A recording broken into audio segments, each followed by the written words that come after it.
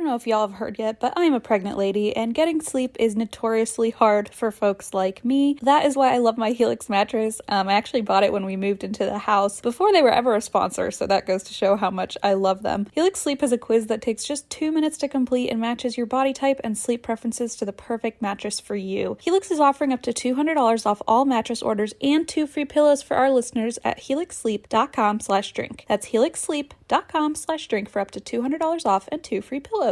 Flex is innovating period care with products that are body safe, made for comfort, and made to keep you moving. Plus, they're great for the planet. First off, they have the Flex disc, which is a one-time use menstrual disc that fits perfectly inside your body and can be worn for up to 12 hours. But my personal favorite is the Flex cup. It's a reusable menstrual cup that Cosmo rated #1, and it has a patented pull tab that makes it the only cup on the market that removes like a tampon. So say goodbye to cramps, put sex back on the table, and lend Mother Nature a hand. Go to flexfits.com/drink and use code DRINK for 20% off Flex disc starter kits or 10% off your first Flex cup, plus free US shipping. That's code DRINK at fits.com/drink. Ooh, that one came with a little delay. Hello, how are you? Oh, is it recording? I don't see any yellow borders. I guess it's just gonna have to. It says recording with a little red dot. Okay, what a mystery. So we'll find out the hard way.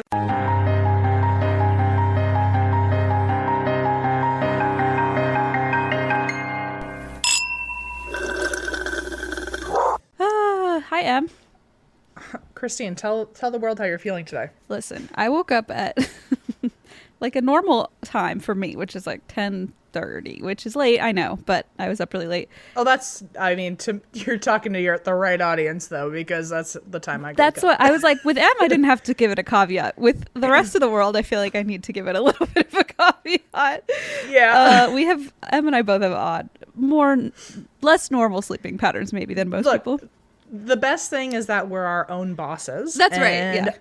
Our office and hours of operation start at 11, and then, and you know what? It works. And to be clear, that's like 11 Pacific, so that's like 2 p.m. my time. So I'm like rested and ready to go. But no, we're on different shifts. We work different shifts. Oh God, if you're on YouTube, I hope you can't see it, but I have all these cold sores, and then I woke up all sick, and I was like.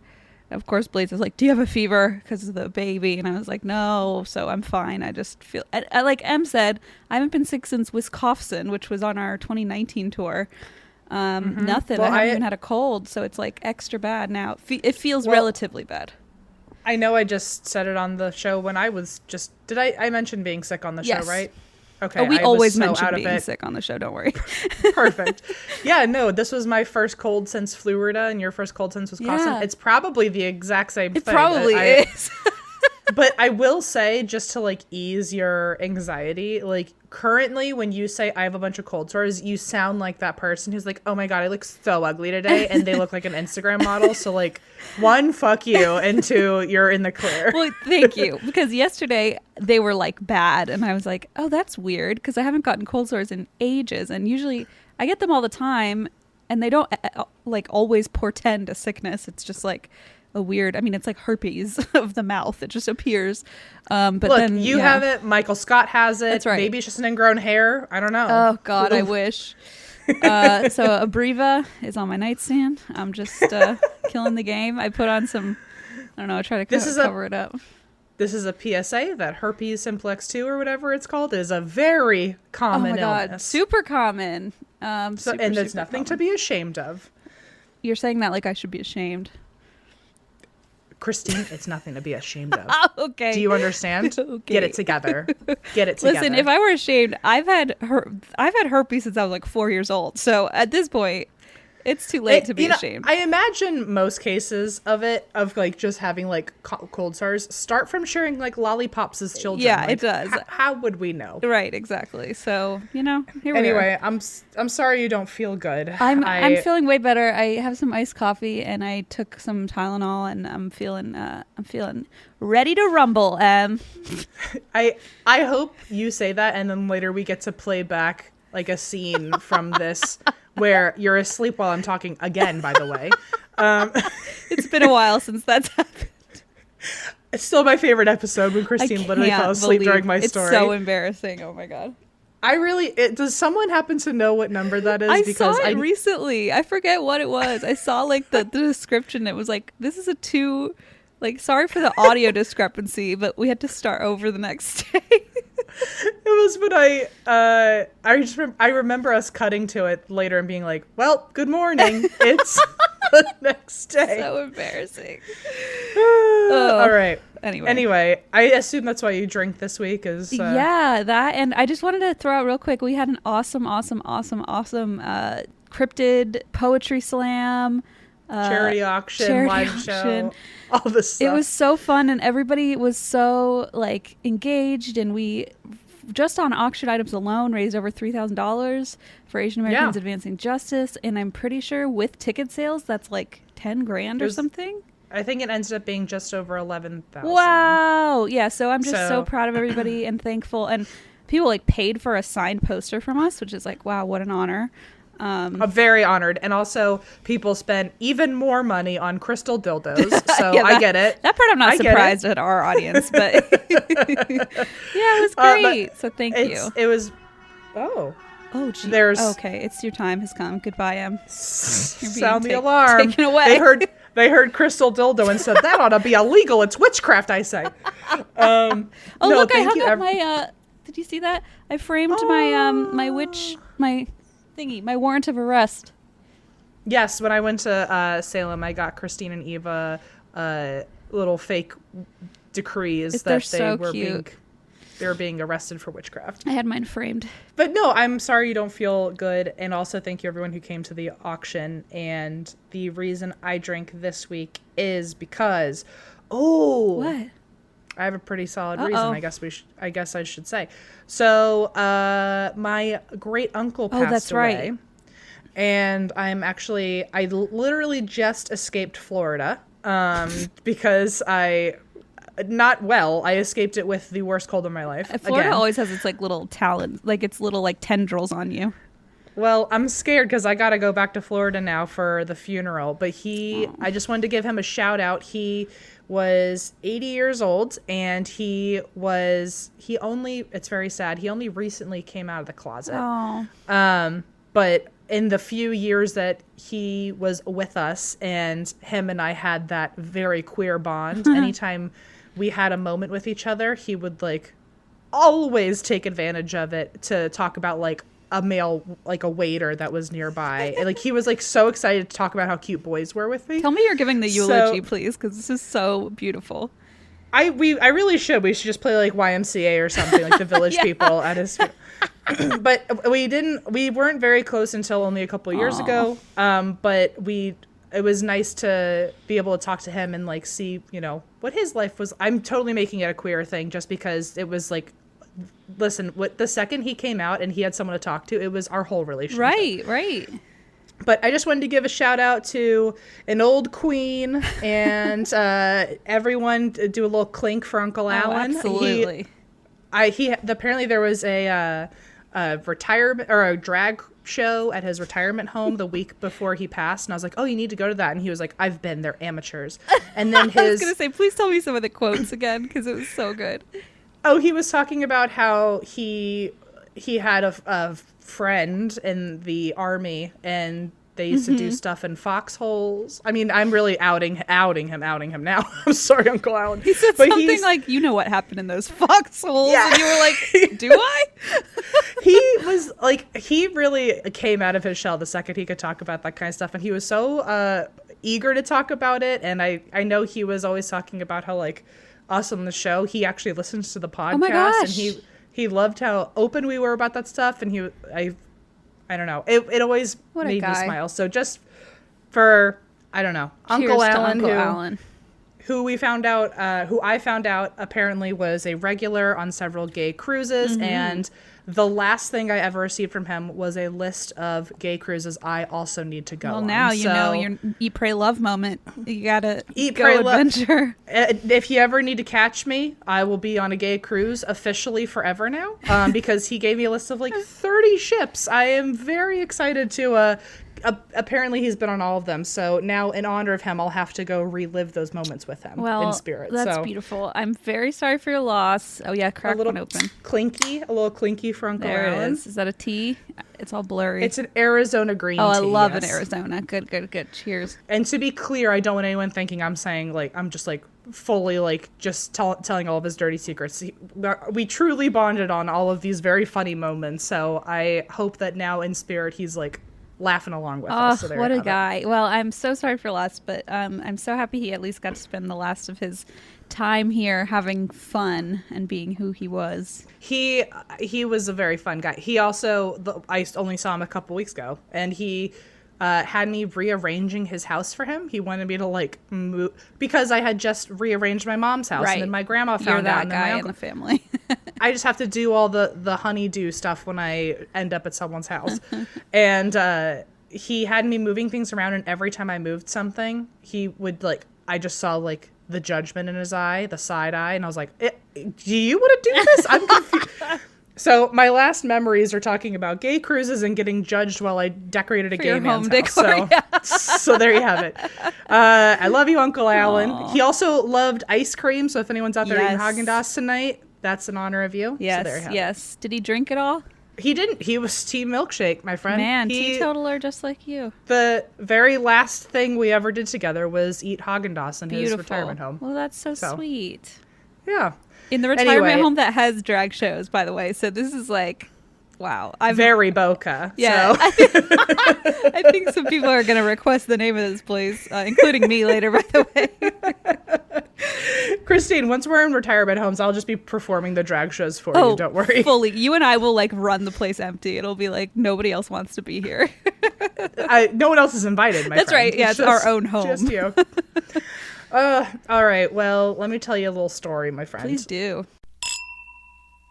Summertime. I'm so sorry that I just did that, but it is summertime, and that means it is hot and it is humid. That is why we love Brooklinen. Brooklinen offers crisp sheets that breathe to keep you cool, and that means saying goodbye to those sweaty summer nights. Nobody likes those. Brooklinen works directly with manufacturers to make luxury available directly to you without the luxury level markups. So you get their amazing array of products, which, if I do say so myself, are very swanky, at a reasonable price. They are always launching new products, colors, patterns, super fun to go shopping on their site. I'm talking buttery soft breathable sheets. They have these really plush towels. I have the robe, which I personally am obsessed with, and they have great customer service. So give yourself the comfort refresh you deserve and get it for less at Brooklinen. Go to brooklinen.com and use promo code ATWWD to get $20 off with a minimum purchase of $100. That's BROOKLINEN.com and enter promo code ATWWD for $20 off with a minimum purchase of $100. That's brooklinen.com, promo code ATWWD. If you're a business owner who's hiring, you probably face a lot of challenges when it comes to finding the right person for your role. That's not something I ever even imagined I would be doing, but one day, Em and I realized we have to hire somebody, a guardian angel named Eva, and we didn't realize how difficult it could be to start in that position if you've never done it before.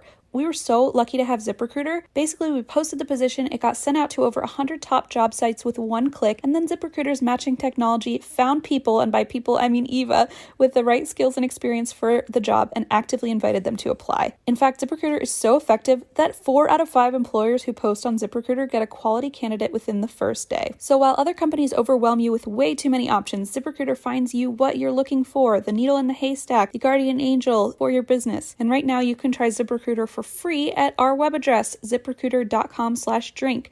Once again, remember to go to this unique place, ziprecruiter.com/drink. ZipRecruiter, the smartest way to hire. This is a cryptid who I'm surprised I hadn't covered yet. It is in Massachusetts. It is 20 miles southwest of Boston. And this is the story of the Dover Demon. I don't even know what that is. Good, because I was afraid maybe I had covered it and forgot.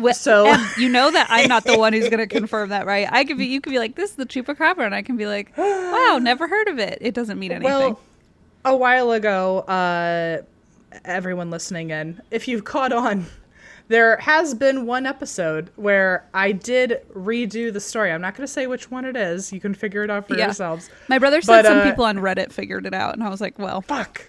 My brother was I like, was really did embarrassed. repeat an episode recently? And I was like, you don't even listen. Why would you know that? And he's like, oh, people were just like talking on Reddit. My brother like lurks in the subreddit and tells me any like important updates.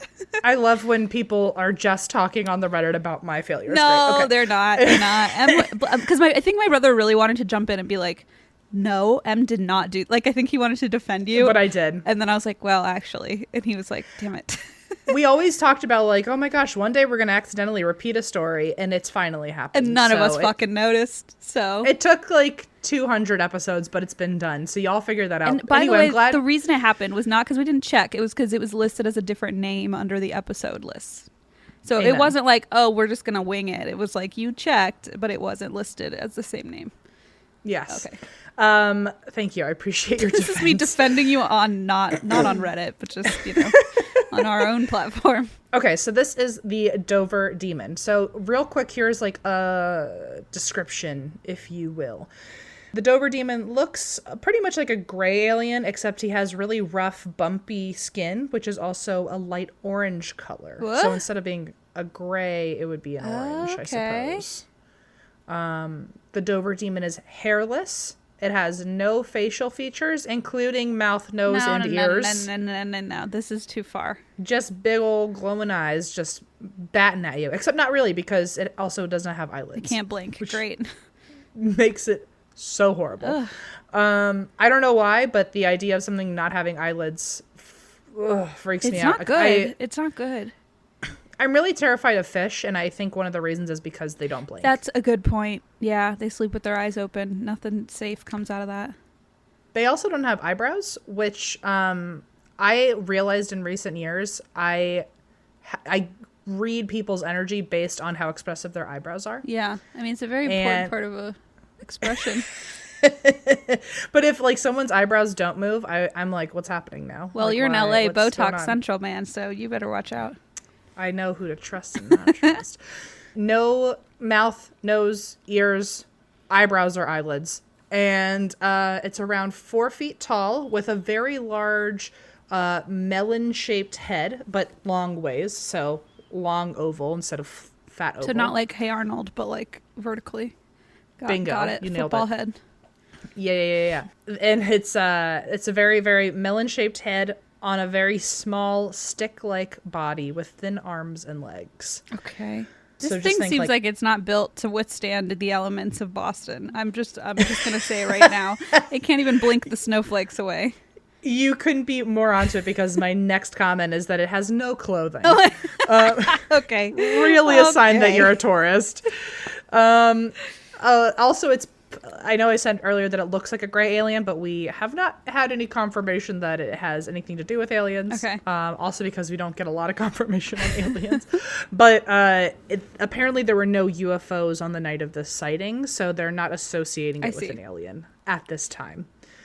But yeah, so completely naked, big head, little body, and it's got large, protruding, glassy eyes that are either orange or green, depending on the story. And it switches from bipedal to walking on all fours, which I don't like that. I don't like that your back can just tilt and now you're a different creature. I don't like that. So Dover, Massachusetts. It's 20 miles southwest of Boston, and the story takes place the night/morning of April 21st to April 22nd of 1977. Okay.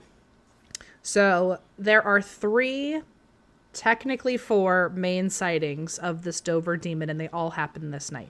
So the first and arguably most important sighting of the Dover demon was a kid named Bill Bartlett, and he was 17, which like Bill Bartlett sounds like a 70s name. Like a cartoon in a comic strip. Yeah.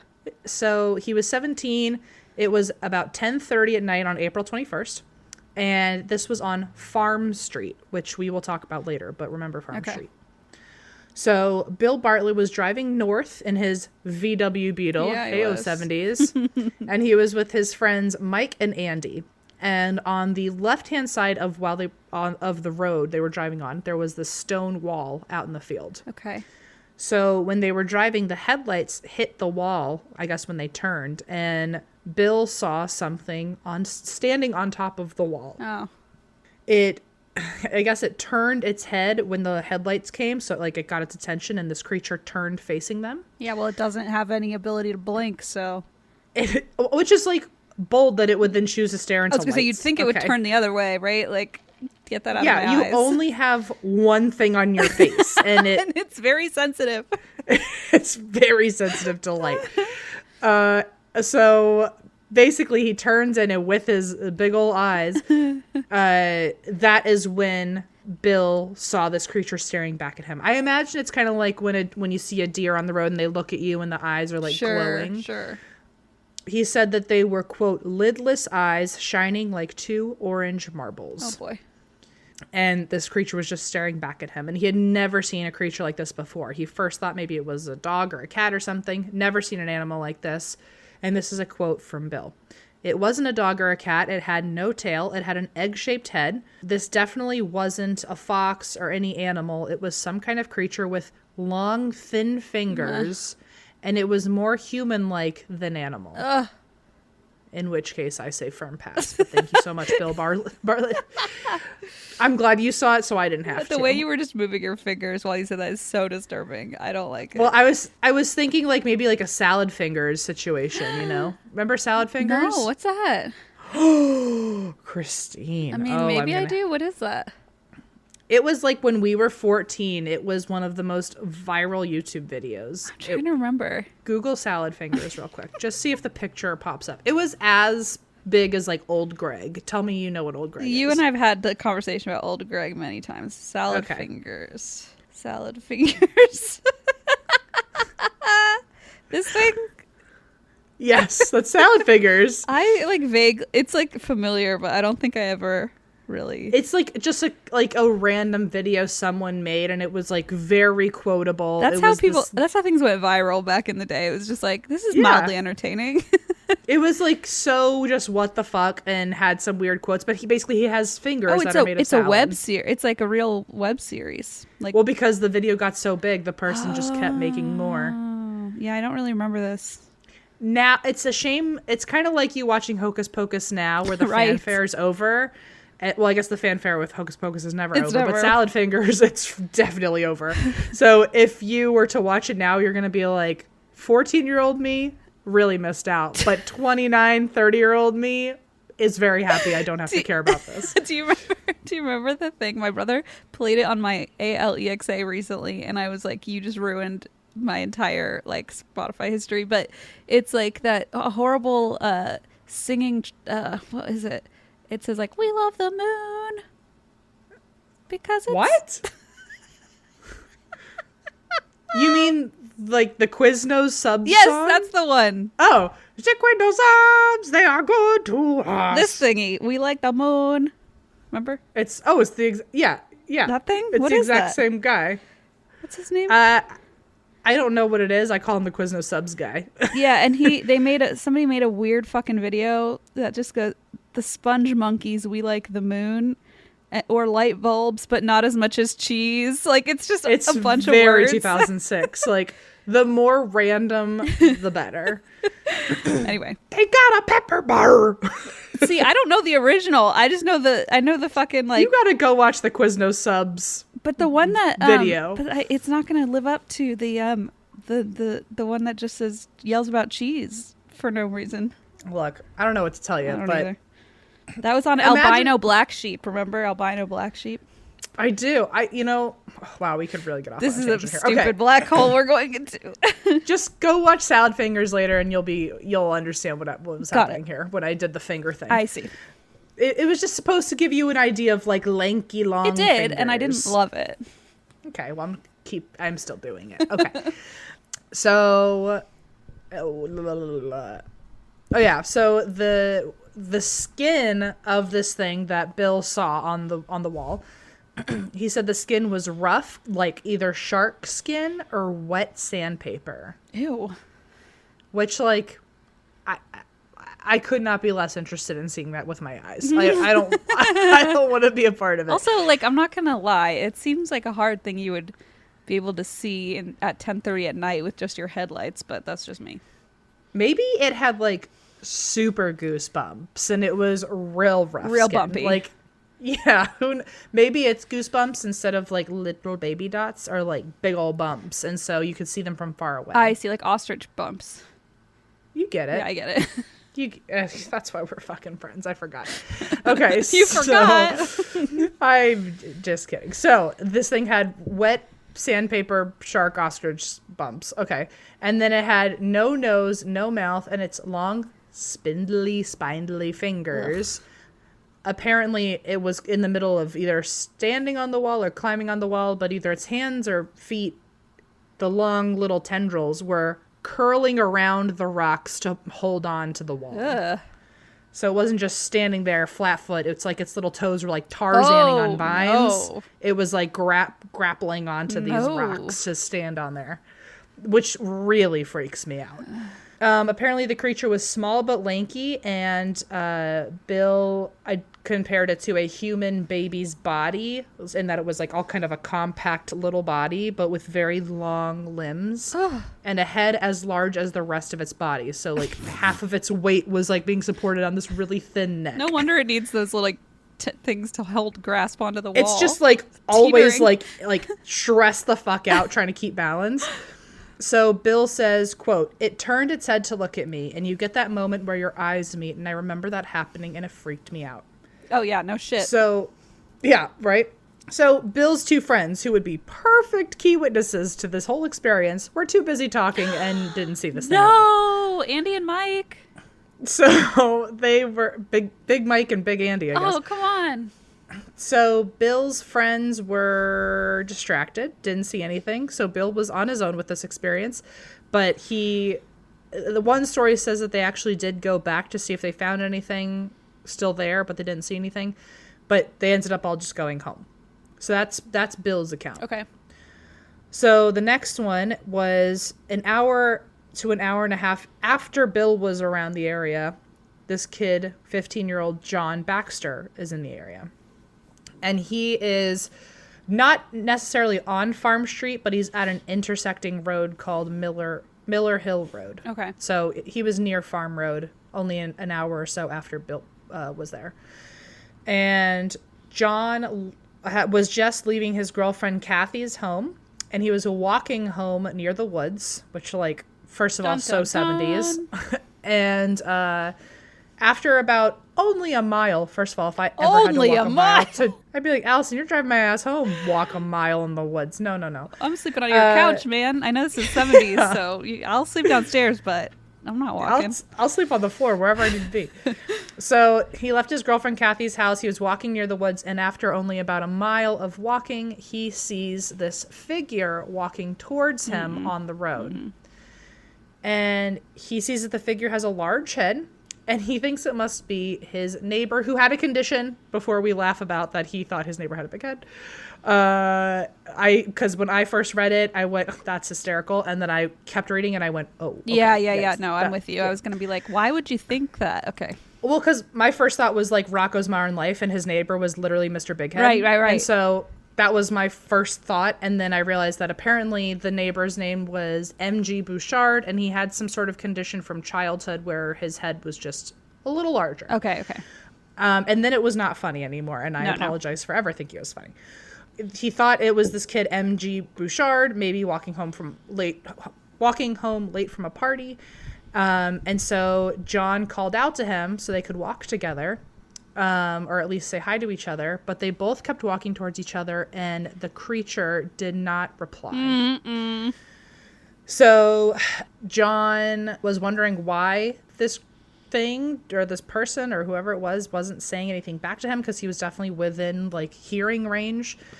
And John said, quote, "As I got nearer and nearer, I could tell it wasn't MG because it was much too small, and MG would have called out to me anyway. So I just kept getting closer, and I was wondering, who is this?" Ugh. Nightmare. Eventually, as they're getting closer to each other, the shadowy creature stops walking in the middle of the road. Okay. John stops about 30 feet from him, or this creature, and they are both just staring at each other. And John is like, what is going on? Decides to get like one step closer just to be like, okay, like now we're facing off. Like, who is this thing? So John takes one step closer and this creature just takes the fuck off into the woods. John, in a classic episode of Stranger Things, doesn't run away from this creature, but instead chases it to see what this thing was. Gets on his bicycle and chases it. His bicycle he had for a whole mile that he walked next to. Oh, right. Never mind.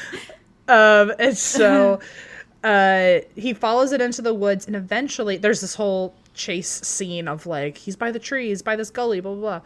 Eventually, John catches up to him and sees this creature standing in the woods by a tree, and its feet or toes were wrapping around the trunk of a tree and the rocks nearby, keeping balance while standing next to the tree. Here we go again with these toes. With its little creepy toes. It reminds me of like people who can like pinch with their toes, but they're like pinching the ground for dear life. It's horrible.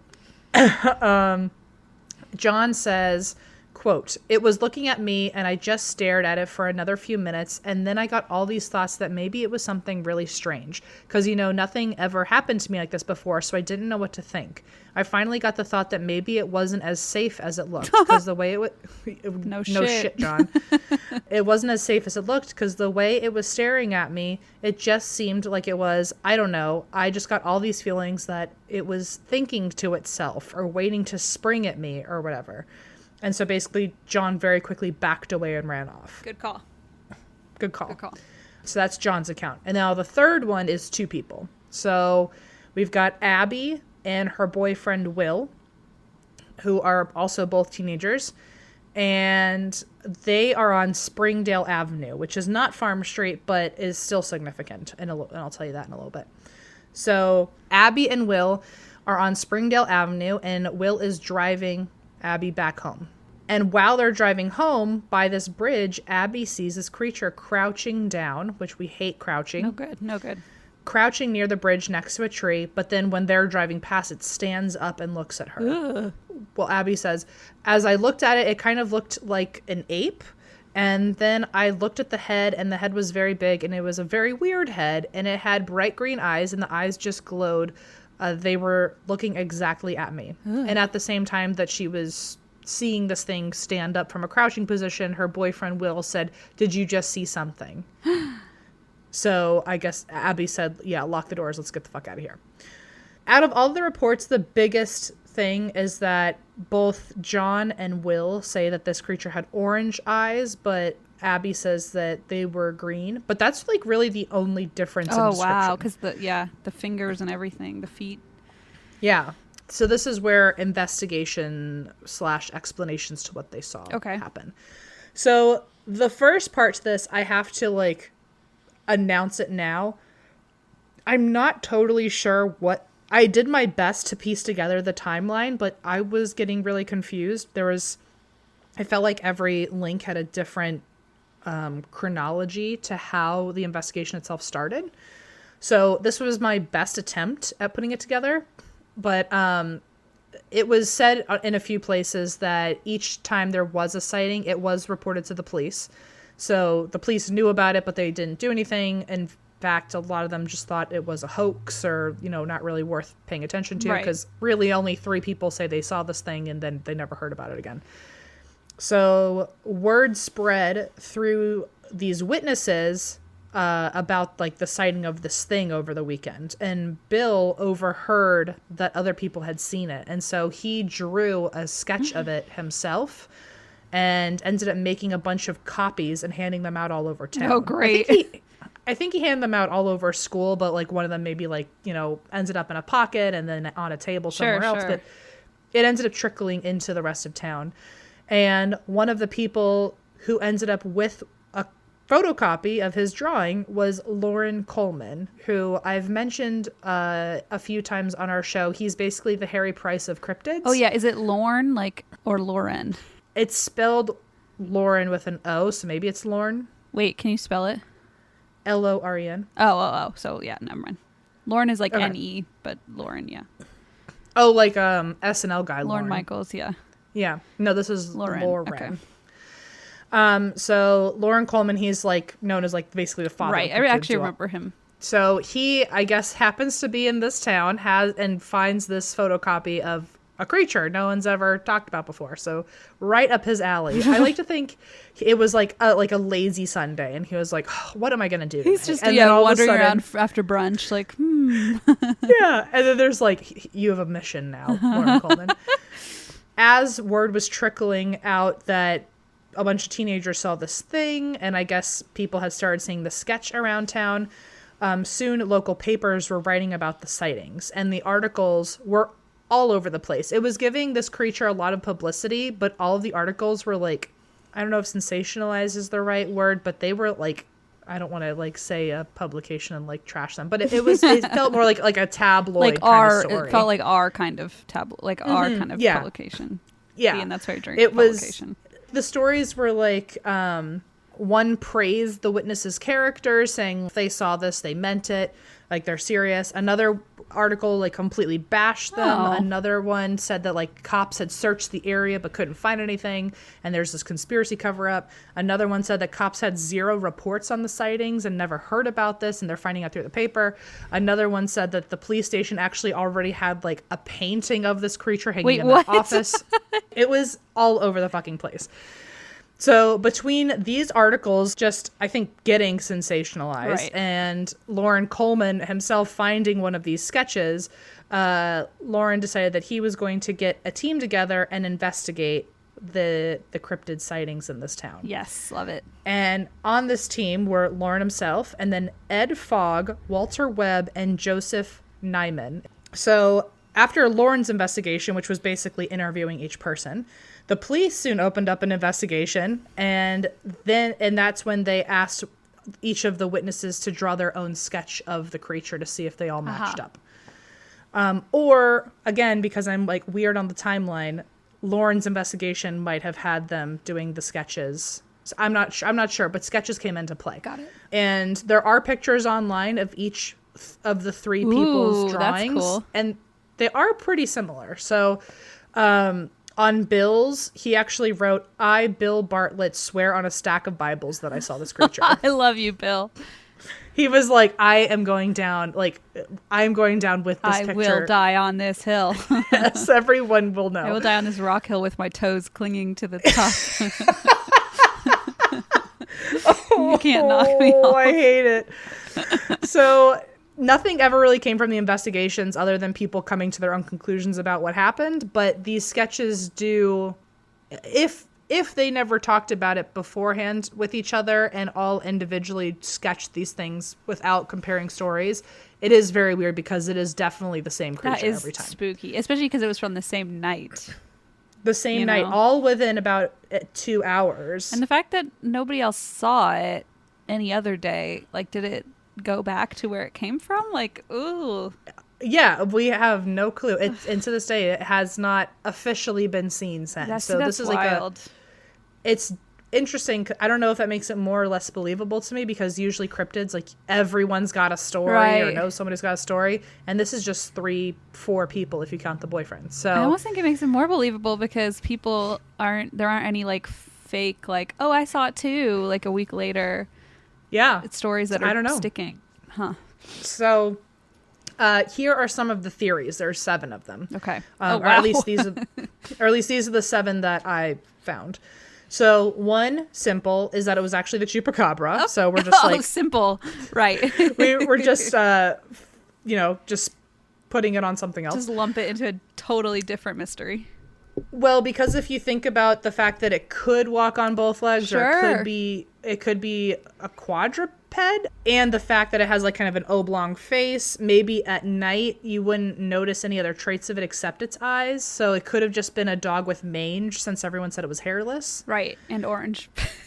And orange. And But had also, no I guess nose. it's like, maybe it had some like fleshy color to it, and like the lights hit it and it looked more orange. One thing Who I was knows? wondering is that they said 2 of them said its eyes were orange, but wasn't its skin also orange? So did the eyes just like blend into the skin? So I'm just reporting the news here, but I didn't mention this because it felt a little odd. But another way that its skin was described was Bill said it was the color of people in Sunday news comics. And I was like, so What? that makes me think like you're only referring to white people in comics. I left it alone, but I do know like the old vintage comics, white people being drawn in vintage comics, it was kind of like a peachy color. I see. Okay, I see what you're saying. I see. It felt a little exclusive, like Oh, sure. not inclusive. So I was like, I'm just not even going to go there. But that is another way that the flesh color was described. So we know that the skin itself was some sort of peachy off orange color, but then the eyes were apparently like bright glowing orange, in which case it makes me feel again like a deer in the headlights. Sometimes it glows orange really quickly, like true, when their eyes reflect. True. So I'm not sure, but people think it could be a dog with mange, aka the chupacabra, or just a dog with fucking mange, by the way. People also think one of the bigger arguments was that it was either a baby horse or a baby moose that got loose in the area, because its face at night would be like really melon oblong shaped with it wouldn't have a lot of facial features, especially in the dark, and it would have lanky limbs since it was so tiny, and it would have have like kind of a stout belly and thin limbs, and it would be kind of the size that people were saying. Poor little moose. Abby and her boyfriend Will both said that it was kind of like the size of a goat, so that would make sense if it was like just a baby horse. But it wasn't full season. Okay. And moose at that time of the year in that area of Massachusetts would have been fizzucking massive, like not small, like not had a little baby. And their fingers probably wouldn't have been waving in the wind. Made out of salad or something. Out of salad. Yeah, well, the argument was like, never have I ever seen a foal or a baby moose standing on its hind legs and sitting on tops of walls. I'm going to say that next time I'm playing the drinking game. Never have I ever. Another argument is that it was an escaped lab monkey or a legal pet monkey. Oh, okay. Even though a monkey and a baby moose look nothing alike. Yeah. What is really interesting, in each person's account of seeing this thing, at least once they each said something about it looking like a monkey. Right. And so, that would make more sense for gripping. Right? Yeah. And but they did say, or Bill said it didn't have a tail, and it didn't have hair, and it didn't have facial features. So maybe they just saw the silhouette of something that looked like a monkey, which is what all three of them at different times said, that like from the silhouette, I thought it was a monkey for a second. Okay. Or an ape. Right. According to Abby. They're two different things. And I know that because I listened to the VeggieTales song about it. They thought it could be a monkey, and specifically it could be a gibbon. Okay. Because I guess they have orange furred babies. Oh, and they're very unique looking. They have a gibbon enclosure at the Cincinnati Zoo. Just trying to picture a gibbon real quick. Yeah. Oh my God. And they're like orangey. Kind of freaky so that would explain the orange color. Yeah. And one of the main arguments for why they thought it could be a monkey is because every person described it as human-like, and they were like, oh, so maybe a primate. Okay, wait, look at this. Look at its like long limbs. Look how it's literally... And its toes. It's got its little salad fingers. It's holding on with its toes. I mean, that's fair. And it has long limbs. Yeah, and its eyes would probably reflect big eyes. So anyway, that's another one, is that maybe it was a monkey. But all three witnesses just kind of mentioned that in the silhouette it looked like a monkey, but any additional features that they described don't fit it being a monkey. Okay. It was mainly because it's human-like and orange that they ran with that idea. Right. But like there were no, unless it was an illegal pet that got out, there's like no reports of a loose monkey in Dover, Massachusetts. So right. People also thought it could be an undiscovered animal, which like, sure, but that's unlikely. Yeah. But it was like this unidentified or mutated animal, which was unrecognizable, or it could have been an alien. But again, there were no UFO reports in the area, so they feel like that would be more of an inkling that it was an alien. And the last random theory is that the kids could have just all been drunk And oh my God. what's funny is Bill later even said, like, his friends and him were probably actually out driving around looking for a beer, but they never got drunk. He was like, well, maybe, but We no, wanted no, to be no. drunk, trust me. So they think, like, hey, it was like a weekend night and they're all like in their 15 to 17 range. They might have just been walking around in the woods getting drunk. Damn. So the main argument is that this is just a hoax, especially because there's only been 3 people who've ever seen it. Sure. A lot of people say that they were playing a hoax, but the police chief, who states that there were reports about this, or states that, like, you know, he actually believes the kids. One of the things that, like, I think he was trying to help the argument of, like, no, this isn't a hoax. I know one of the kids, and, like, he's a good kid. He's trustworthy. It ended up backfiring because it's like they found out that the police chief himself was friends with Bill's family. Oh. So he might have just been, like, trying to cover for him so he didn't look silly or embarrass himself. But the police chief ended up making it look like it maybe was a hoax, like, because of his connection with them. Yeah. So a lot of people say, well, it's a hoax. And they're like, well, the police chief says that he believes them. And it's like, well, the police chief knew the kid's family, so maybe not. Although other teachers vouched for the character of these kids, except for 2 who said that, oh no, these kids would absolutely pull a prank like this. But to be fair, all of them but Abby, so none of the male witnesses were good students. So they think that would explain, like, the teacher's lack of faith in them in being trustworthy. And if the kids, one of the bigger arguments in whether it was a hoax or not, people say, well, if the kids knew each other, then we can assume that maybe they all, like, hatched a plan. But did they know each other? We're not too sure. So nobody totally knows the connection that they had before this night. Interesting. During interviews, I guess people were trying to figure out what their relationship with each other was and if they knew each other, if they were truly just all 3 individual random people who saw this thing. And all of their interviews were completely did not match up with everybody else's story. So it's very fishy. Will, the boyfriend of Abby, he saw the thing crouching down and all that. He says that he was actually going to go camping the next night with Bill, who also saw this thing, and they picked up John, who was hitchhiking on the side of the road. So he told this whole story that all 3 of them were literally together after they all saw this thing individually, and when they got together, they started talking about how they all saw this creature. So, like, what are the odds that the only 3 people on Earth who saw this thing end up in a car together, and after they saw camping, they're comparing notes? Then John's interview, he said that he hadn't heard that anyone else ever saw this thing for at least a week until he showed the sketch to someone at school, and that random kid was like, oh, that looks just like the drawing that Bill has been drawing and photocopying for everyone. Which then adds the other caveat of, like, did John see anything, or did he see Bill's original drawing and then he drew something and wanted to be in on the story?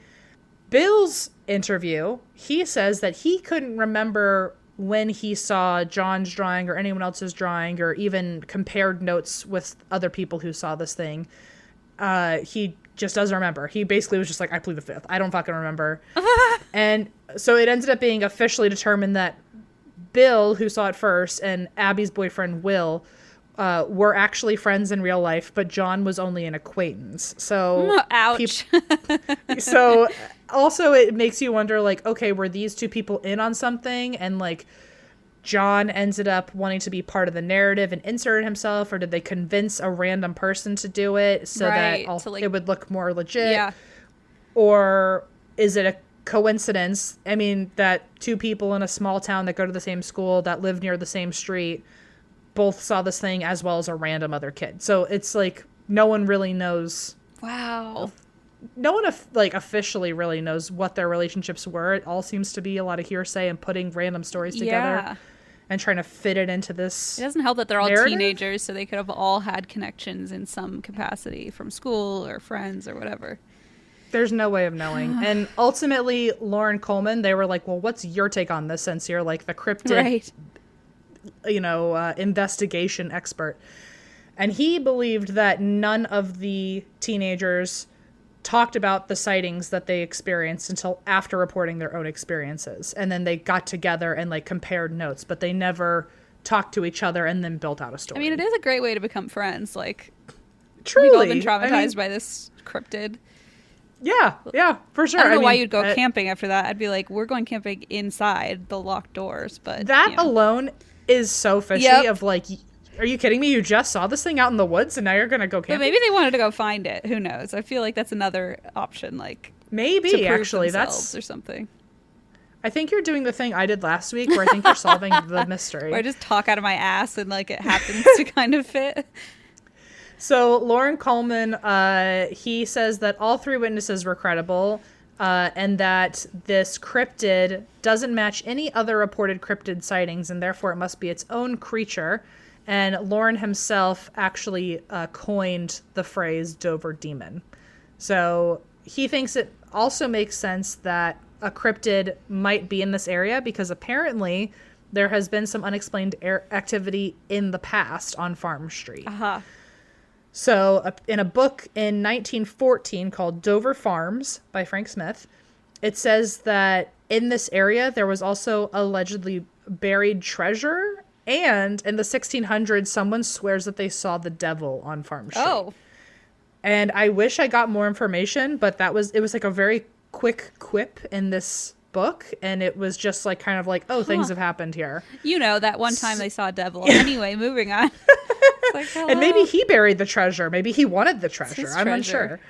Lauren Coleman said, quote, "It's almost as if there are certain areas that collect sightings in a magnetic way." So he thinks that because stuff has already been seen here, it would make sense why the Dover demon's also seen here. Although you could just like say Lauren Coleman is talking out of his ass. This is just a guy who really is super biased about cryptids. And also the only other unexplained activity was a reference to something in the 1600s that could totally be misinterpreted. Right. Like you could really see it either way depending on what you want to believe. It's a good point. But the only two other potential sightings of the Dover demon happened, one surprisingly 5 years before these three sightings. In 1972, when a guy named Mark was at the pond with his friends, and they say they all saw something near the edge of the water that didn't look like an animal they knew, but it had bright glowing eyes. And in 1978, a couple years after all the sightings, Bill again maybe saw this thing when he was parked with his girlfriend and he heard a thud on his car and then saw a small shadowy figure run away. So he's unsure if it was the Dover demon or it literally could have just been an animal or it could have been a kid playing a prank on him or, he doesn't know. But they were the only two stories that seemed to get mentioned all over the news outlets about if there have been any other sightings. Okay, and when were those, did you say? So the official three sightings were 1977. Right. But a year later, Bill thinks he saw something in the car or by the car. And 5 years before that, like before we even ever mentioned this, before there was investigations, this guy, Mark, was like, yeah, I saw this thing at the pond with my friends. And I kind of feel like Mark just wanted to be part of the story. Mark was like, yeah, me too. I saw it. Yeah. Nobody cared when I said. Yeah. Exactly. So it's officially still an unsolved mystery. There have been no solid sightings since this, which was over 40 years ago. Wow.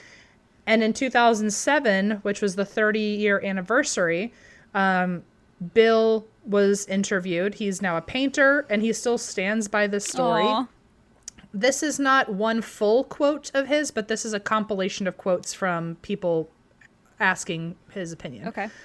He has said the following, quote, "It's a thing that's been following me for years. Not the creature, but the story. Sometimes I dread every Halloween getting calls about it. It was my 15 minutes of fame without wanting it.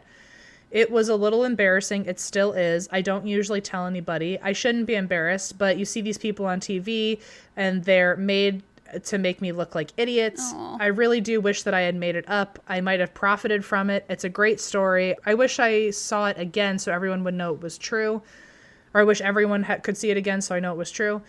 I've always tried to guess what it was and I never had any idea. I definitely saw something though. It was definitely weird and I didn't make it up."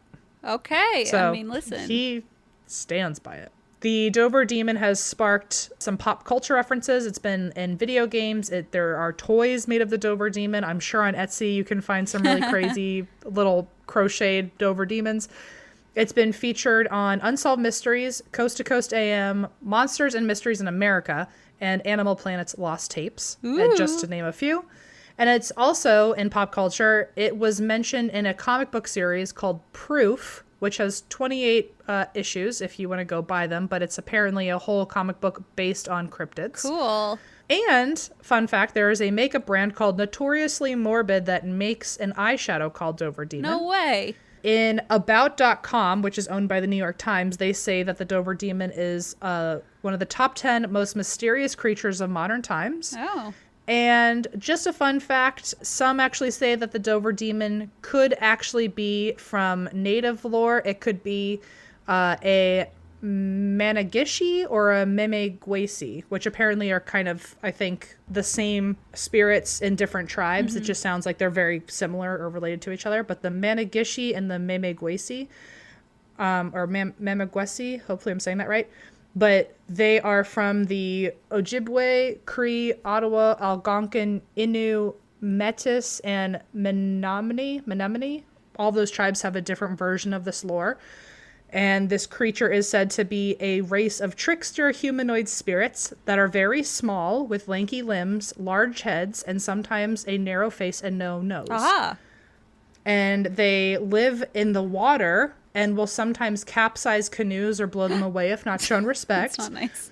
But what's interesting here is that it says that they live in water. And if one of the things that they found during the when they were investigating all three of these sightings, they realized if you put them all on a map, all of the sightings make a straight line, and all of them are near different places of water. Oh. So just another little confirmation that, like, oh, maybe this is just a water spirit. Managishi. Yeah. Yeah, a water spirit. So anyway, that is the story of the Dover Demon. Wowza. I can't believe I've never even heard of that.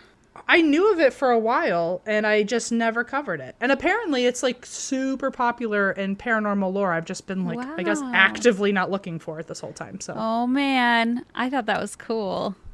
one thing that I'm shocked by is apparently the town of Dover, like, doesn't Embrace it? embrace it. Yeah, like, they know of it, but they're not, like, you know, how Loch Ness is basically a whole tourist attraction for Nessie. Point Pleasant. Like, yeah, Point Pleasant. Like, or the Kelly Hopkinsville aliens. Apparently Dover Demon, they all know of it, but they're kind of like, Aww. 3 people on one weekend said they saw something 40 years ago. So And it's that's a bummer probably because just the like, one guy's like, I wish I could prove myself because it's not fake. I know. So I guess all of them are saying, or most of the residents these days are like, it's our own personal, like, Easter bunny, but we're not too attached to it. So. but we can take it or leave it. Can you imagine, like, if there's like a conference for cryptids and, like, you're the Dover I Demon and you have know. to show up and, like, your hometown doesn't rep you where everyone else is, like, having, like, festivals and shit. And for them? Mothman is just like the prize of The fuck boy of the fuck boy of the conference, I tell you what.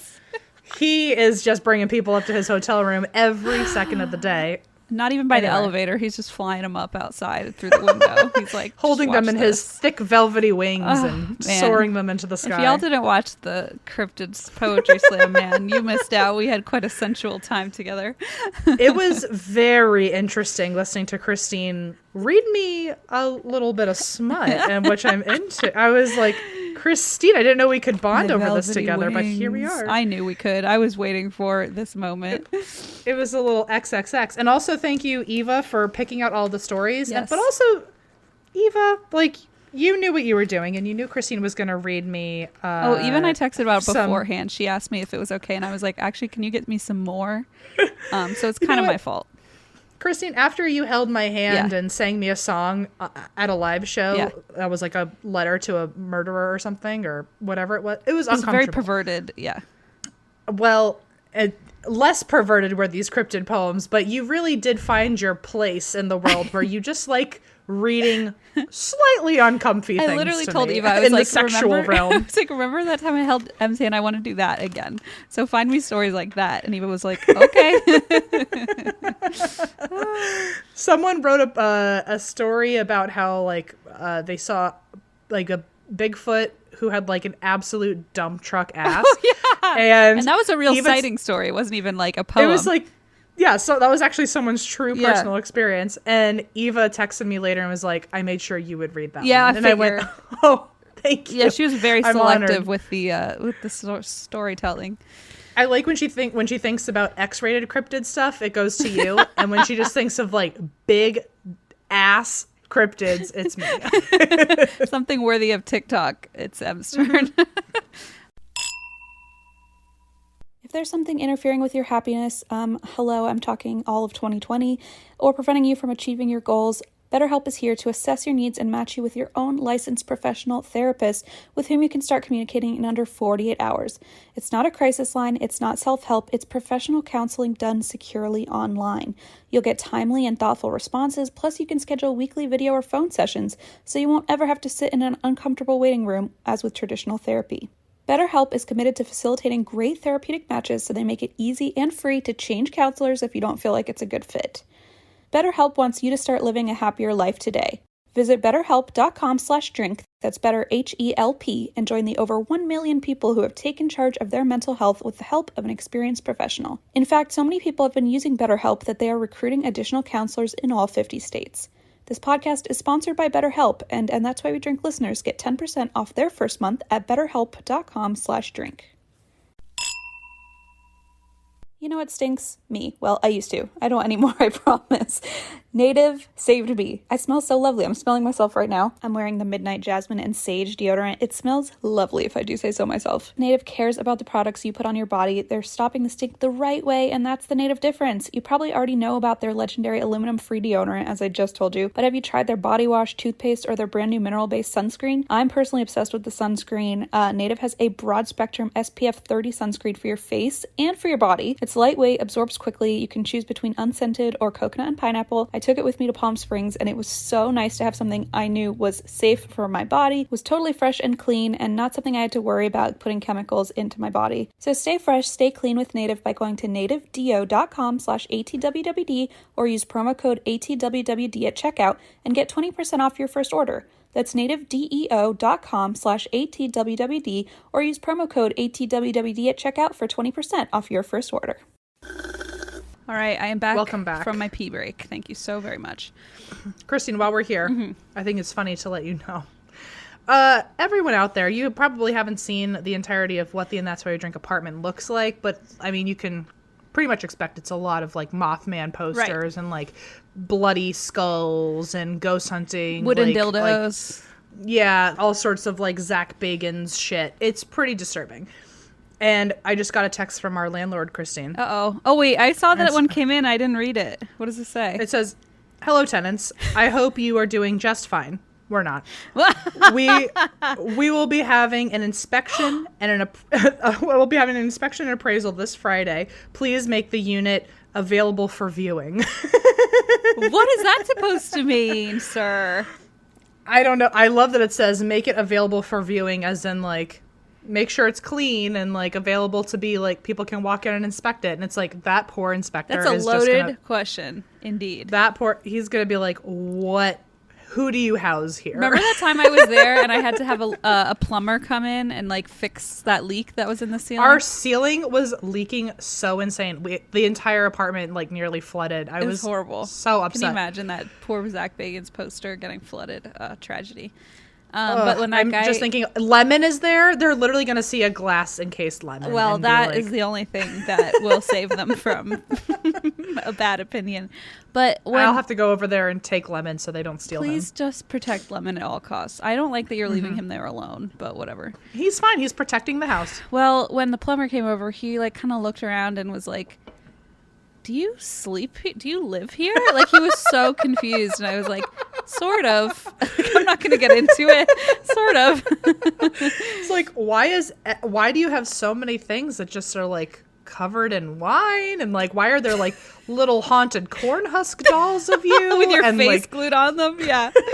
why are there dolls that look like zombies with their heads rolling off? What is going Wooden on over here? dildos once again in front of the television? Like, what? Literally, like, one of our, like, basically our mantle has a bunch of wooden dildos on them. And then he went into the bathroom and it had like barely, because I don't use it that often because it was just when I was staying there, and he's like, do you use this bathroom? Like, nobody's ever used this bathroom. Like, he was so baffled by the whole thing. It was honestly, the whole place is really an interesting it's sight, especially literally over your bed. There's a bunch of framed pictures of Mothman sitting in martini glasses. Yeah. And there's a framed picture of Cheesecake Factory. Like, there's like what an acid trip. Yeah, sunset themed like elephant banner. It's just the wildest place. Oh, I miss it so much.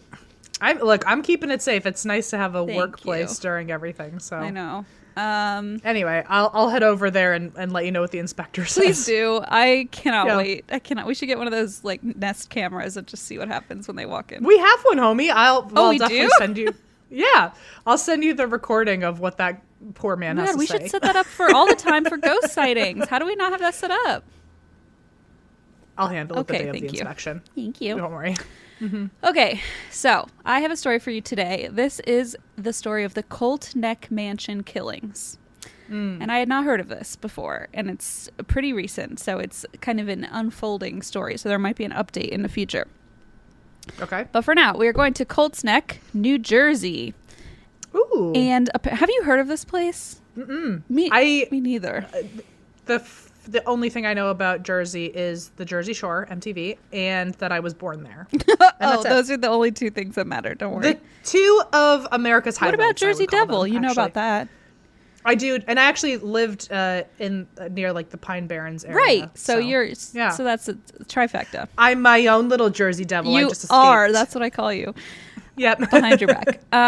So I guess Colts Neck is this like star-studded neighborhood where like super wealthy famous people live. So there's Bon Jovi, Queen Latifah.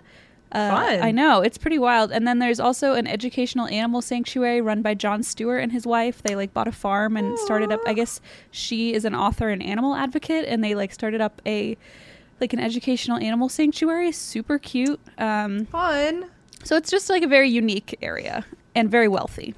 So a little before Thanksgiving of 2018, it's November 20th, and the police get a call at 5 a.m.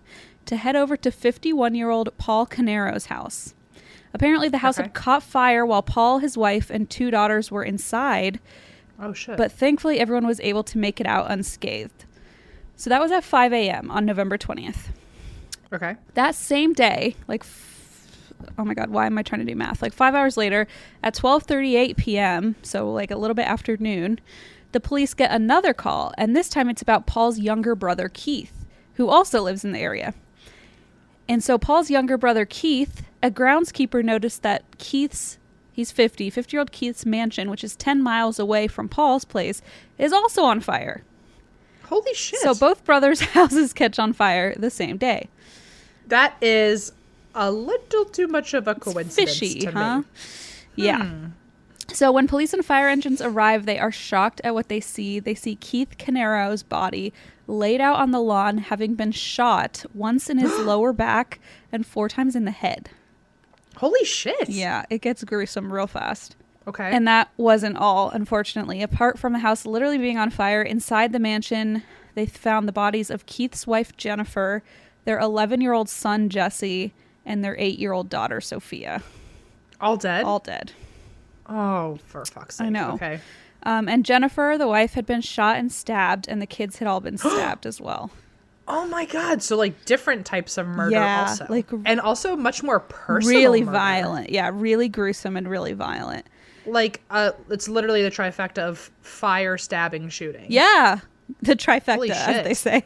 The trifecta. All you're missing is drowning at that point. I That's horrible. I missed the trifecta of the Jersey Devil and your birthplace. Look, the Jersey Devil didn't do any of those. That's right. things. The Jersey Devil's innocent. He just likes to go boo, and that's it. He's fine. He likes to go to the convention with Mothman and his friends. And you know what? He's one of the big players there too, because his whole town's so proud of him. That's exactly right. Unfortunately, the Dover Devil just has to sit under his shadow. They're like, where are you from, Dover Demon? And he's like, I don't want to tell you.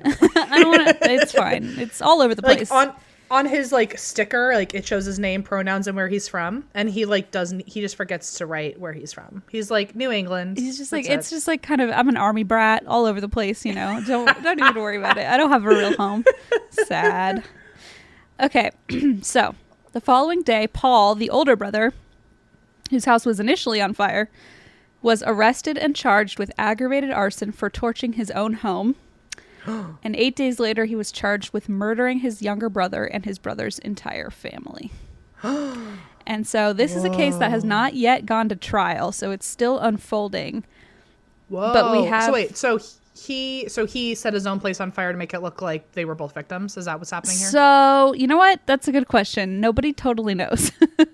Okay. We he was like, well, while we're at it. Yeah. And so that's why it's part of the confusing thing. And I just also want to add, like, the reason we have so much information is because we have affidavits of like what's been happening, and they've been released to the public.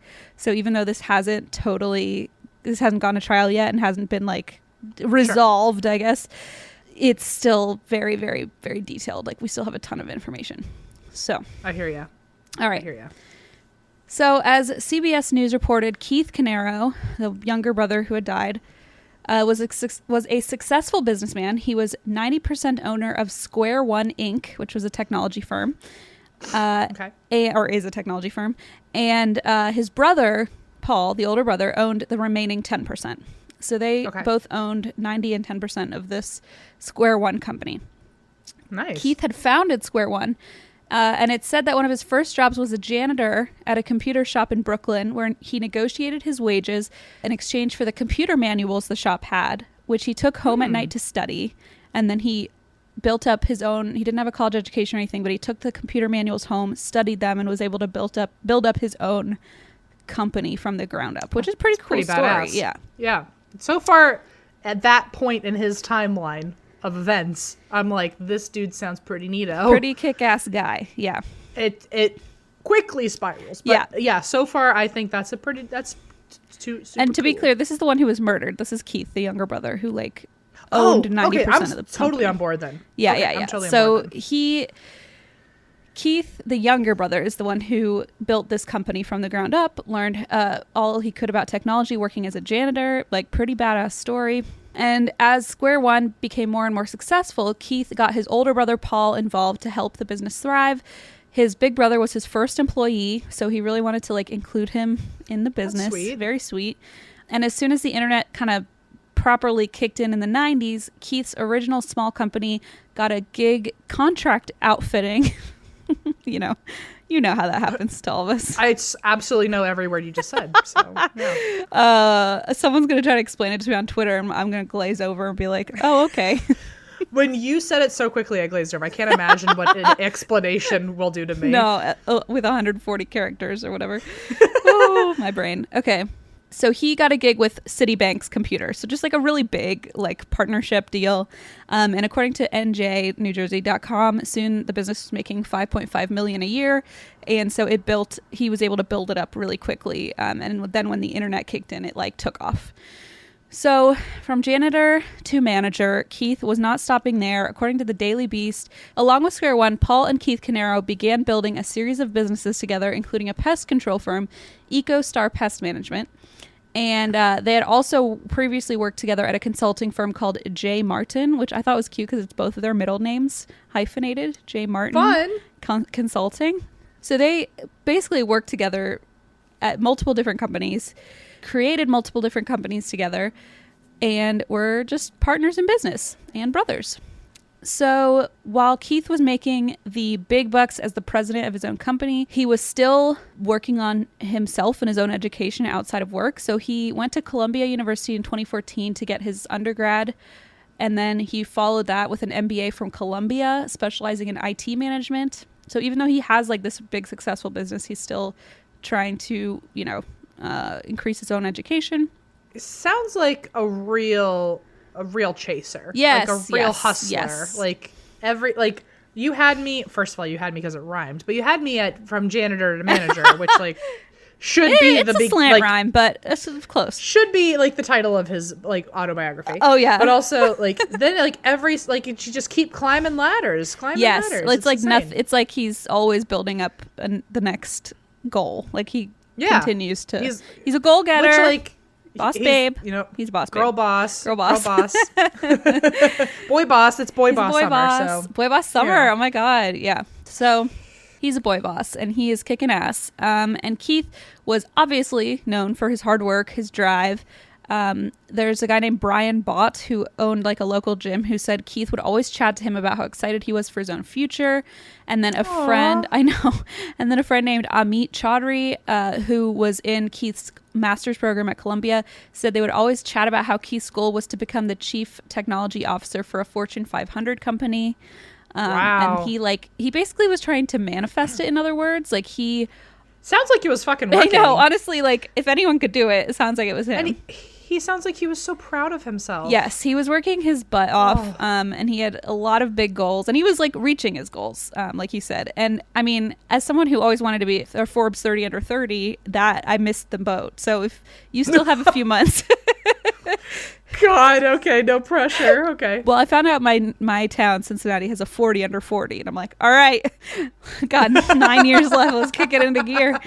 And it'll all be because you drank some wine.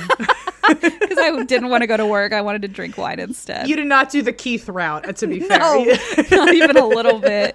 Oh, I'm not even going to pretend. So yeah, he kind of always was talking about like, one day I have a dream of becoming like the chief technology officer for a Fortune 500 company. And according to Amit, he would just mention it to everyone and was just trying to like put it out. You know how they say like, if you have goals, like put them out there and people will hold you accountable, yada, yada.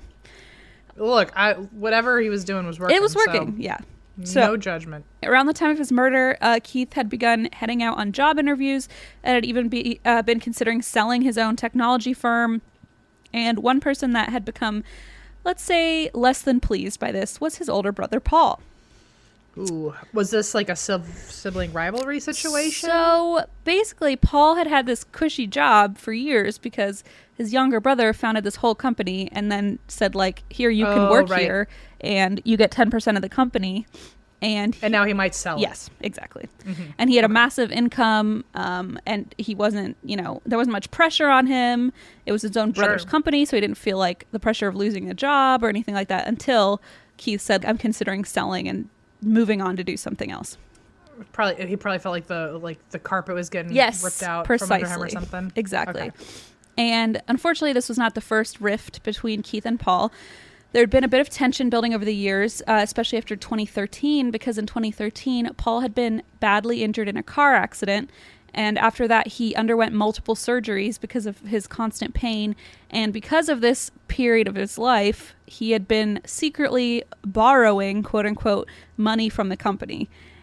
AKA embezzling. AKA just, stealing. Okay, got it. So he had been like literally just stealing money from his brother's company.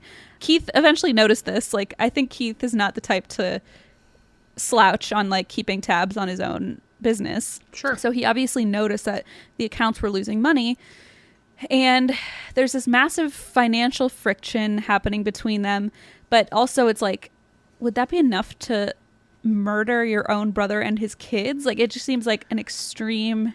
Yeah, I wonder, like, I mean, who's to say, like, what truly causes something like that? But I would love to know the inner workings, like, look at a brain scan or, like, hear what the therapist had to say or look at your childhood.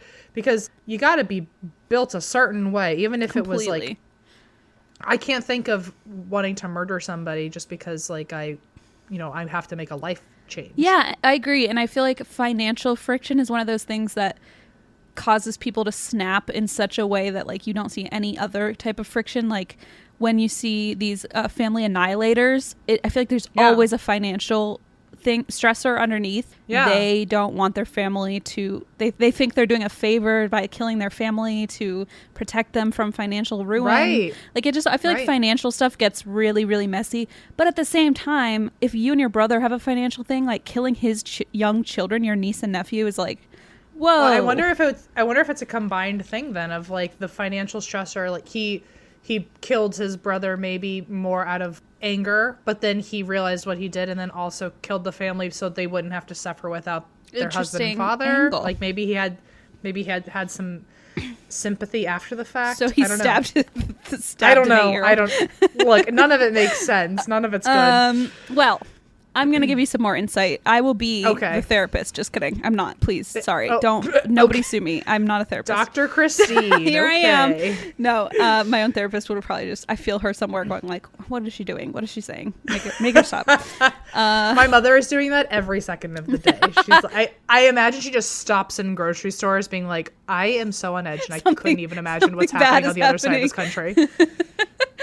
I hope our moms are in therapy. So because of the wild media traction surrounding the case, as you can imagine, in a neighborhood where it's, Queen Latifah lives and Jon Stewart and all these people, there's huge media sensationalism around this case where 2 mansions are set on fire and then a family is murdered. Yeah. And so the Monmouth County prosecutor said to the press that if Paul were indicted by a grand jury, he would release the affidavits to the public so that people could know what was going on. And that's exactly what happened. So Paul was indicted by a grand jury, and the prosecutor was like, here are all the affidavits. This is what's been going on behind the scenes. Okay. So now I have a literal 20-point list here of all of the things that we found out through these affidavits. Holy shit. Okay, before you do that real quick, so what was the name of the town again? It's called Colt Neck, New Jersey. Colt Neck Mansion Killings. Well, because you said the county I was actually born in. So Monmouth County. Yeah, I was only 20 minutes away from there. Oh my god, well you are related to Bon Jovi, so I guess that makes sense. I'm actually related to Queen Latifah, so can you put some respect on my name, bad, that's please? way cooler. Thank you. Yeah. Okay, go ahead with your 20 points, Jesus Christ. I know. So I will tell you first, this is not my write-up. This is from Patch.com, and a writer named Carly Baldwin made a write-up of a summation of what's in all these affidavits. So It's a 20-point list, and they're all just fascinating. So we're going to go through them. Number 1, Paul Canero allegedly stole $78,000 from Keith and Jennifer Canero, and he stole the money sometime between January of 2017 and the day of the murders, which was November of 2018. This is all pretty recent. And then NBC later reported that in 2020, that Jennifer's father, Vlasis Karidis, I'm assuming he's Greek. Sounds like he's Greek. Sounds like a Greek name. Yeah. I mean, who's to say, but he unfortunately came forward and said that Jennifer had told him before her death that she and Keith had discovered that Paul was stealing their money from trusts they had set up for Jesse and Sophia's college funds. So basically, their uncle was stealing from their own. Their uncle stole $78,000 from their own college funds. And according to Jennifer, it was closer to $90,000. So her dad came forward and was like, yeah, she told me they found out Paul was stealing money directly from the children, their own children. Okay. So, number 2, the first police response of the day was at 5:01 a.m. when police responded to a 911 call that Paul's home at 27 Tilton Drive was on fire. And when police got to the scene, they discovered Paul, his wife Susan, and their 2 daughters, who were in their 20s, sitting in the car outside the home. The rear of the home was on fire, and there was a small fire at the garage door. Investigators noticed that Paul's white Porsche Macan, I'm assuming. Porsche. All you had to say well, was there's Porsche. Multiple Porsches. Okay, so we got to clarify. I forgot we're in the rich and famous area. Well, how could you forget? You were born here, weren't you? Queen Latifah herself birthed me, so I am Princess Latifah. Thank you. You wish. I wish. So investigators noticed that Paul's white Porsche and also somebody wrote a rude tweet at us about how we pronounce things, and I'm like, you know what? I feel like we've gotten a lot better. I'm pretty damn careful most of the time, and the only reason if I don't know how to pronounce something, it's because there's no online clarification. For me, there's too many online clarifications, and I'll click on a different. They're all different. Yeah, and I feel like people. Well, fuck. Here we go. This person was so mean, and she was like, "I'm not listening to you anymore." And I was like, "Wow, okay, I really try. Okay. Fine. If you want me to say this right, I'll say it the German way. Okay, you know what? You want me to say it the German way? It's a Porsche. Okay, that's how you say it. Hey. Everybody, you don't say Porsche. That's incorrect. So if we're gonna be all nitty gritty about our pronunciation, let's do it." So also in Black Widow, in case anyone hasn't seen it yet, is pronounced Budapest, not Budapest. actually, it's Fun pronounced fact. Budapest. Is how you say the town. Well, motherfucker, I got it wrong. I need to go watch the movie again. All right. Budapest. Okay, Budapest. So Paul's white Porsche was parked in the driveway. It had a brown stain on the hood, indicative of likely spot pour burn patterns. Essentially, what that means is, as far as I can tell, it's arson related. So there's pour marks and burn marks from where somebody would have poured gasoline. Got it. There was also a red-colored gasoline can found sitting in the driveway near the Porsche. Well, that'll fucking do it. Yes, along with a charred rubber glove located next to the Porsche. So we just didn't throw away evidence. Like, what are you I'm doing? hearing. Yeah, what are you doing? Okay, yeah. And then, I'm not a criminal, but I know to do that, like, at the very least, right? Or somebody in my car of 5 people is like, why is there a gasoline can? And I'm like, let me move that before the police get here, but whatever. Yeah. They also found 3 more identical red gasoline cans in a shed behind the home, sitting in a row with a space in between where clearly one of them had been taken out. So. As someone who is really into order, I feel like you should have picked the one on the on left the and, end. Hello. Weird. I feel like that was just added insult to injury. Yeah, what are you doing? I'm gonna make this feel uneven to you. You're making it too obvious. So clearly a 4th gasoline can had been removed from the row. They also found similar rubber gloves in the shed. Paul's home, we're also on point number 5 now. I'm just kind of rattling through them. Paul's home had exterior surveillance cameras set up, but Paul told police, oops, I turned them off because I thought they were slowing down my Wi-Fi. Oh my God. You what? Okay. He turned, well, good question, because the last recorded activity was November 20th of 2018 at 1:28 a.m. Keep in mind, that's literally the night, hours before the day of the murders. He just happened to turn them off at 1:30 a.m. because convenient. the Wi-Fi wasn't working properly or something. LOL. And a review of that footage showed Paul walking into the garage and turning off the cameras. And the cameras were later found to be hardwired and not connected to the Wi-Fi at all. So he's full of shit. And he was in tech, right? Yeah, he was in tech. You're completely right. So it's not like my dad who wouldn't Who have just known, unplugs shit, right? Who thinks he you plug in the cloud and shit. So I had to unplug the cloud. It was messing up my stove. By the way, my dad has a new phrase I'd like to announce to people. Oh, please do. So my dad thinks the cloud is a physical cloud or something. I'm really confused by him being so confused. Yeah. But when it comes to texting, so he recently got social media, which is terrifying to me. He has been commenting on people's pictures and stuff, he commented on one thing, and I was like, oh, I saw you, you're even commenting on things. I was trying to be impressed. Praise I was him. Wow, yeah. Good for you. I was like, you don't just have an account, you're using the account. And he was like, yeah, but people keep trying to talk to me on there, and I don't want to talk to people. He's very much like a Red Foreman kind of guy from that 70s show. He's like, I don't know why they're talking to me. I don't want to hear from you. That's just slapping thumbs at that point. And I was like, what is slapping thumbs? And slapping thumbs is, to him, it is when you're just talking to people, commenting on stuff and trying to start a conversation over the phone.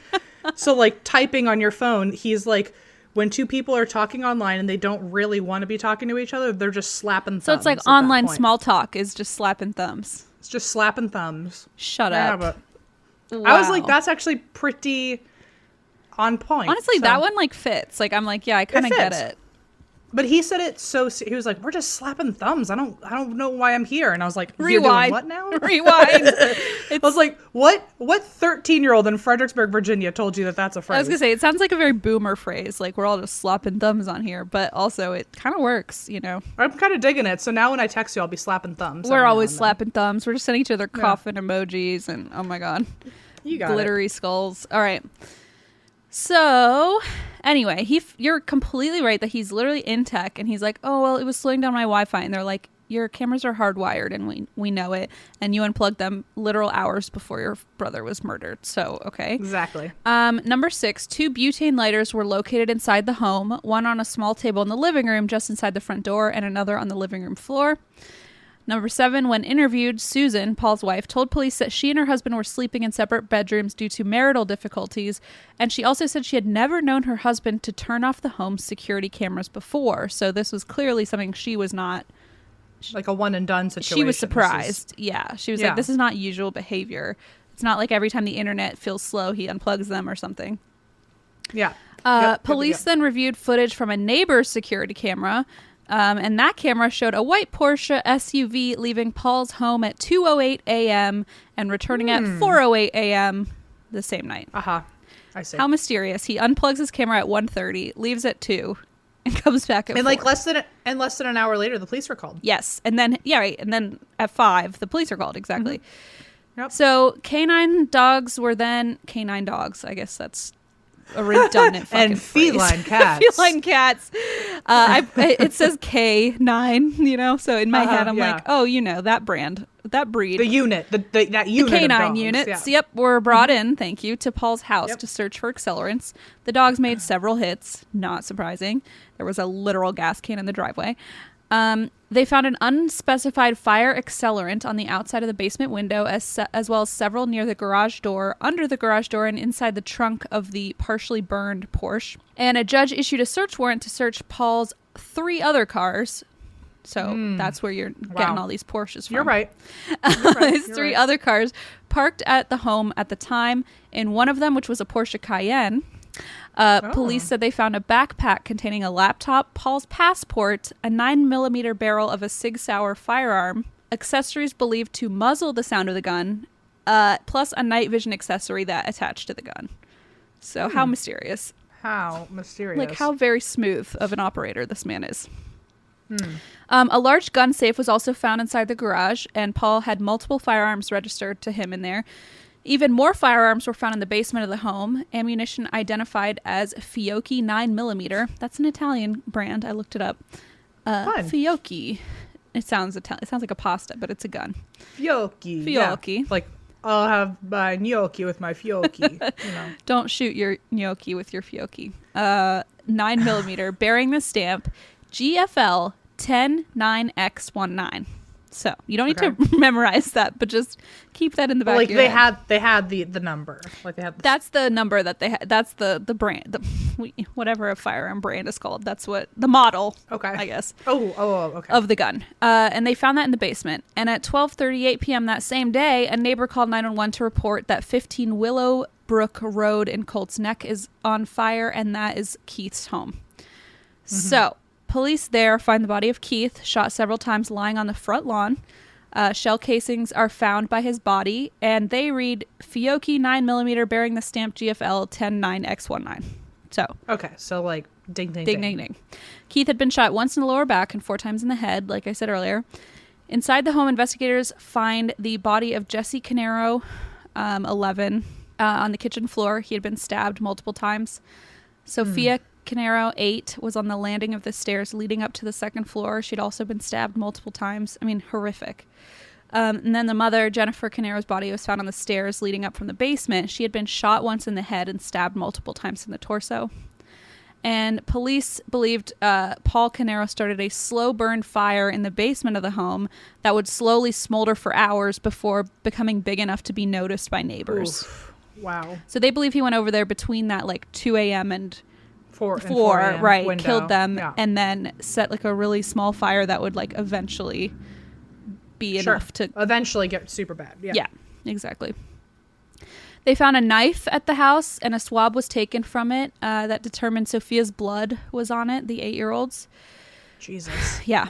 Detectives pulled all of the area's 911 calls made that night. They learned that at 3:33 a.m., a neighbor 3.5 miles away said he heard what sounded like 5 gunshots coming from the area, and he didn't know obviously where, so when police responded they weren't sure. They didn't see anything. Police also canvassed residents on the street, and a woman who lived nearby said she couldn't sleep that night, heard 5 loud cracks that sounded like gunshots, followed by 1 single gunshot. And she clarified that she recognized the sound of gunshots because there were often deer hunters in that area. So she's like, it wasn't fireworks, I swear. Look, at least someone was clear on that. I know.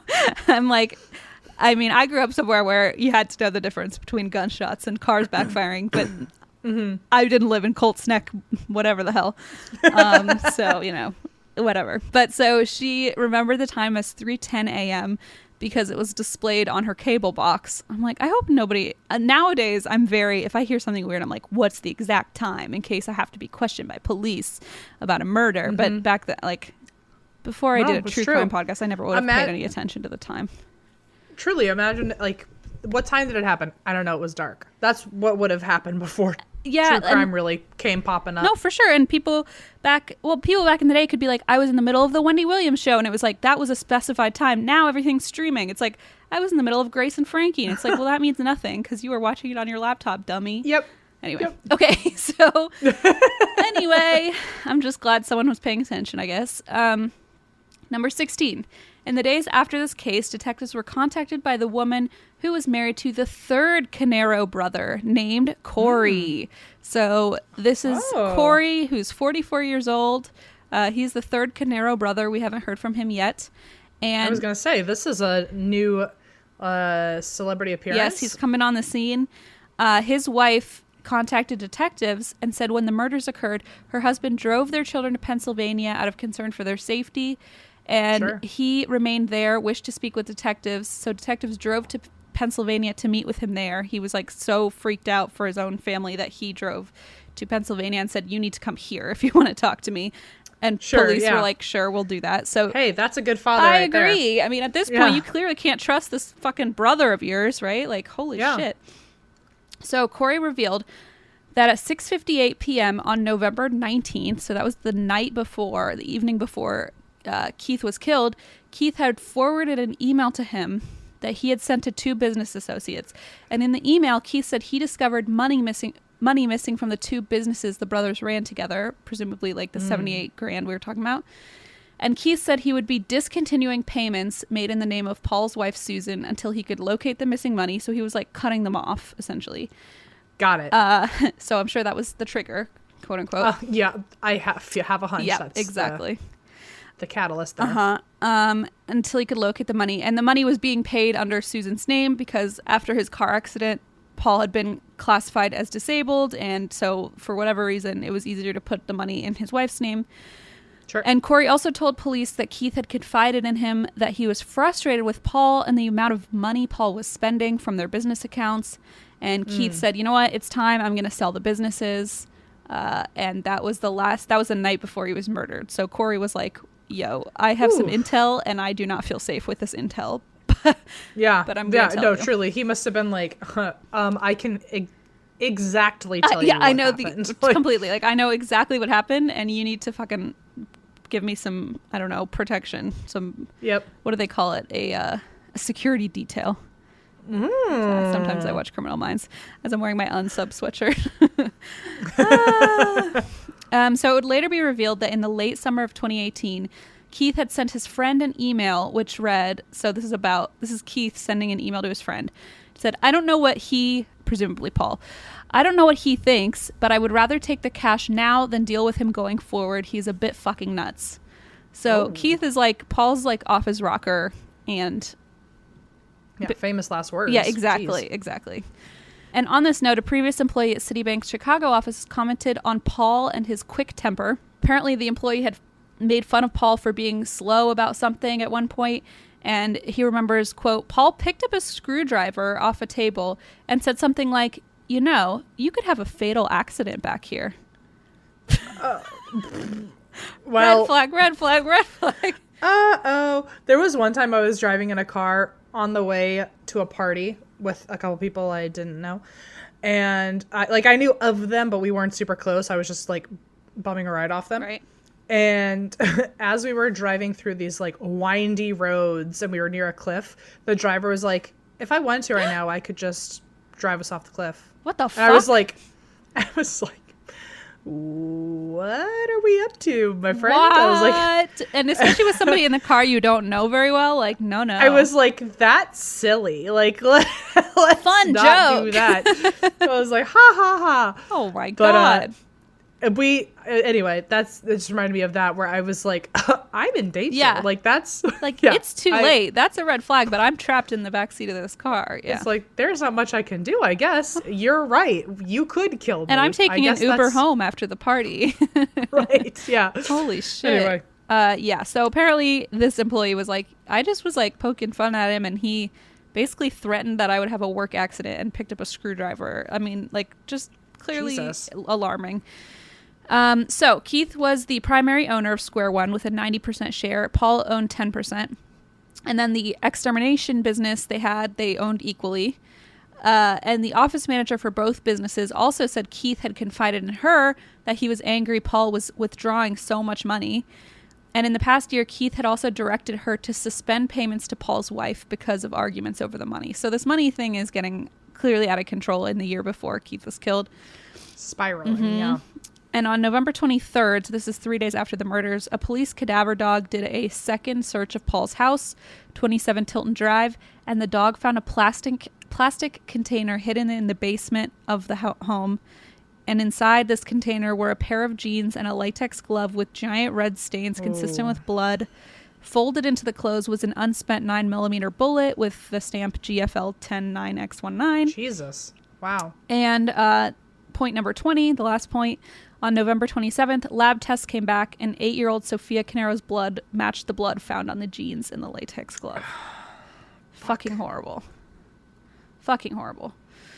So that's what that's what the public found out from the affidavits that were released. Jeez. So wow. That's how we have all this information, basically, even though this hasn't gone to trial yet. So on March 18, 2019, Law and Crime reported that Paul Canero's attorneys parted ways with him because of conflicts of interest, which is like, Yeah.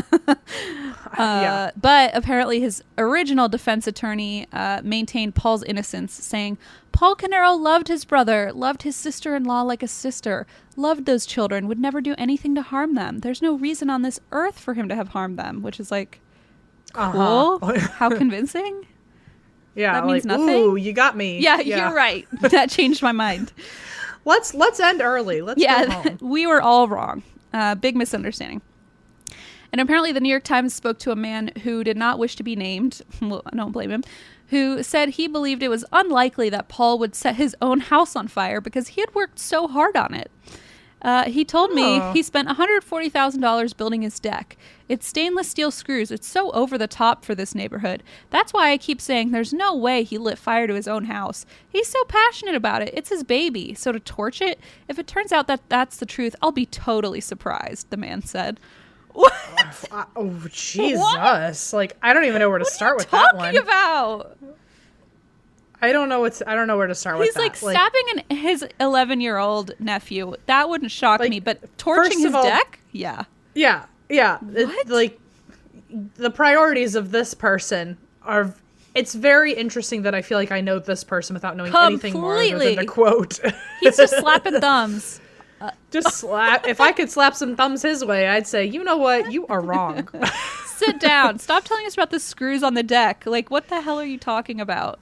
Trying to defend him and say he would never set his own house on fire. He'd said the man is, first of all, even if he really cared about this deck more than his own family, that still makes him an unstable person, my friend. Well, clearly, that's a good point. Like, that doesn't make him look any better to be like, he would never, like, I guess I couldn't speak to like murdering children, but his own deck? I don't know that he would set his deck on fire. It's like, what? What kind of fucking strange I like outlook? how this person was like, I don't want to be named, and I thought it was going to be for his own safety, Completely. And now I'm like, I think it's because you knew what you were saying. And I think everybody in our neighborhood is like, I know who that is. That's what's his name across the road. It's that fucking guy with the shitty deck who like he won't stop talking about all of our porches. About his fucking deck. Yeah. Oh my god. Yeah, it's just so bizarre. Like, okay, again, these two people are trying to convince me he's innocent. Like, you're doing a great job. Right. So all that said, there's an article on app.com, which is apparently, so you mentioned, it was funny, you mentioned a website that was, I think, owned about.com. About.com, owned by, was it New York Times? Mm-hmm. So this is app.com, owned by USA Today. I guess they're just like Ew. picking up every like little catchy When is name. New York Times gonna add